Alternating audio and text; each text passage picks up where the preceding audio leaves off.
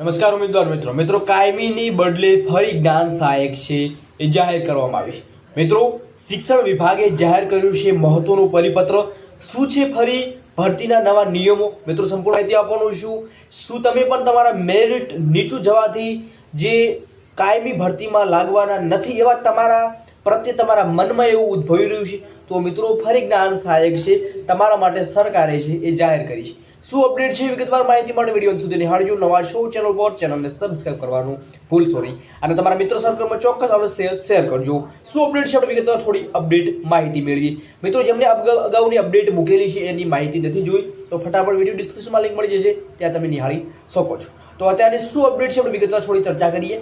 તો મિત્રો તમે જોઈ રહ્યા છો અનુદાનિક પ્રાથમિક શાળાઓમાં હાલ જ્ઞાન સહાયક જગ્યાઓ ભરવા બાબતે મહત્વનો પરિપત્ર છે એ શિક્ષણ વિભાગ તરફથી જાહેર કરવામાં આવ્યું છે, જેમાં રાજ્યની અનુદાનિક પ્રાથમિક શાળાઓ ખાતે ખાલી જગ્યાઓ જ્ઞાન સહાયક યોજવાથી ભરવા અંગે શિક્ષણ વિભાગ સંદર્ભ 30/9/2023 પત્રથી ખાલી તમામ જગ્યાઓ કાયમી રીતે ન ભરાય ત્યાં સુધી મિત્રો વૈકલ્પિક જ્ઞાન સહાયકો યોજવા રહેશે। એટલે મિત્રો જો સમજો કે જ્ઞાન સહાયક આવી છે તો 11 માસ તમારા રહેશે, એટલે કાયમી ભરતી તો મિત્રો આપણે જે થવાની છે થશે, બાકી વધારાની તો આપણે વાત કરતા નથી। કેમ કે હવે જો જ્ઞાન સહાયક આવ્યા છે એમને 11 માસના કરાર પછી એમને છોડવામાં નથી આવતા, તો તમે સમજી શકો છો કે 11 માસ સુધી તો આપણે કાયમી ભરતીની રાહ જોવી પડશે।